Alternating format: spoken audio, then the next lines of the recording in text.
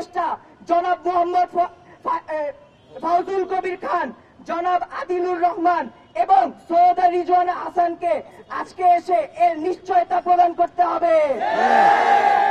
Police দিয়ে এই আন্দোলন করা যাবে না, পুলিশ দিয়ে এই আন্দোলন বন্ধ করা যাবে না, পুলিশ এবং সেই সাথে জবাবদিহি করতে হবে।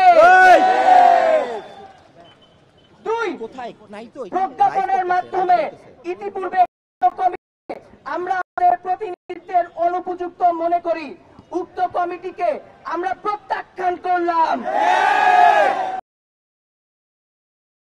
বিশ্ববিদ্যালয়ের শিক্ষক প্রতিনিধি সহ প্রকৌশল অধিকার আন্দোলনের স্টেক হোল্ডারদের সাথে নিয়ে কমিটি সংস্কার করে পেশকৃত 3 দফা দাবিকে দ্রুততম সময়ের মধ্যে মেনে নির্বাহী আদেশের মাধ্যমে প্রজ্ঞাপন জারি করতে হবে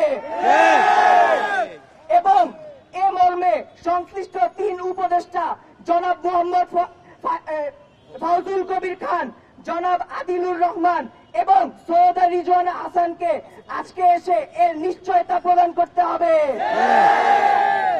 বহন করতে হবে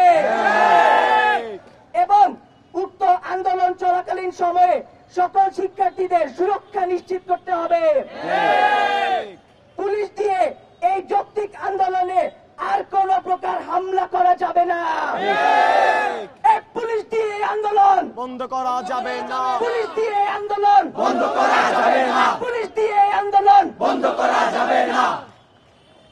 4, রোকন ভাইয়ের উপর হামলাকারীদের অনতিবিলম্বে গ্রেফতার করে আইনের আওতায় আনতে হবে এবং চাকরি থেকে বহিষ্কার করতে হবে। যেসব পুলিশ এই নেককারজনক হামলার সাথে জড়িত তাদের বহিষ্কার করতে হবে। পুলিশ দিয়ে আন্দোলন বন্ধ করা যাবে না, পুলিশ দিয়ে আন্দোলন বন্ধ করা যাবে না, পুলিশ দিয়ে আন্দোলন বন্ধ করা যাবে না, পুলিশ দিয়ে আন্দোলন বন্ধ করা যাবে না, পুলিশ দিয়ে আন্দোলন বন্ধ করা যাবে না।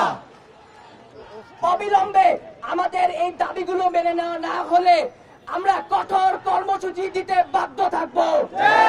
আমাদের দাবি মেনে নেওয়া না পর্যন্ত আমরা সকল শিক্ষার্থী ঢাকা এবং ঢাকার বাইরের সবাই আমরা আজকে এখানে অবস্থান করব।